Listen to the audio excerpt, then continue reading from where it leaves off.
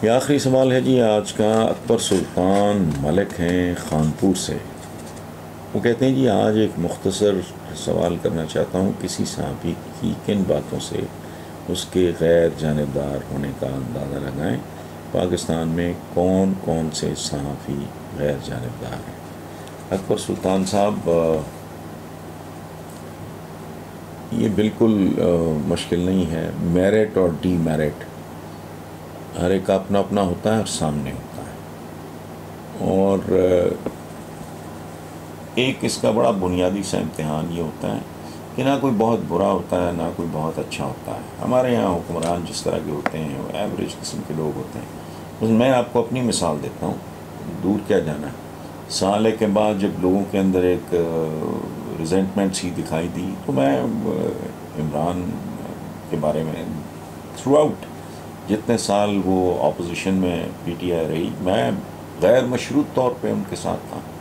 तो जब मैंने देखा कि ये होमवर्क के बगैर आए हैं, ये डिलीवर नहीं कर पा रहे हैं, इनकी टीम कोई इतनी अच्छी नहीं है, तो मेरा ख्याल है 1 साल 1 या 2 महीने हुए थे, उस पर बेशुमार लोगों ने कॉलम्स भी लिखे कि ये अगर हसन निसार भी ये कह रहा है तो क्या हो रहा। लेकिन मैं नहीं कह रहा था, मैं नुमाइंदगी कर रहा था लोगों के जज्बात की, ठीक है। और मुझे ये बात बताई भी गई, मुझे नहीं पता किस हद तक सच है कि कुछ लोगों ने उस वक्त प्राइम मिनिस्टर इमरान खान को कहा कि हसन निसार ने ये कहा है, ये कहा है, लिखा है। तो बजाय इसके कि इमरान इस पर कोई किसी तलखी का, उन्होंने कहा जो कह रहा है वो ठीक कह रहा है। ये इमरान का अपना ज़र्फ, और क्योंकि वो इतना इमरान को अंदाज़ा था कि मैं तारीफ़ और तनकीद के मामले में मैं डंडी नहीं मारता। मेरे पे रब के बड़े एहसानात हैं अकबर सुल्तान साहब, और उसके एहसानात का शुमार कोई नहीं। मुझे ज़िंदगी में वो कुछ भी मेरे रब ने अता किया जिसके लिए सच्ची बात है मैंने कभी ख्वाहिश भी नहीं की थी। लेकिन सबसे बड़ी अता मेरे रब की मुझ पे ये है कि मैंने बेलचक ज़िंदगी गुजारी है, कोई कॉम्प्रोमाइज़ कतन नहीं।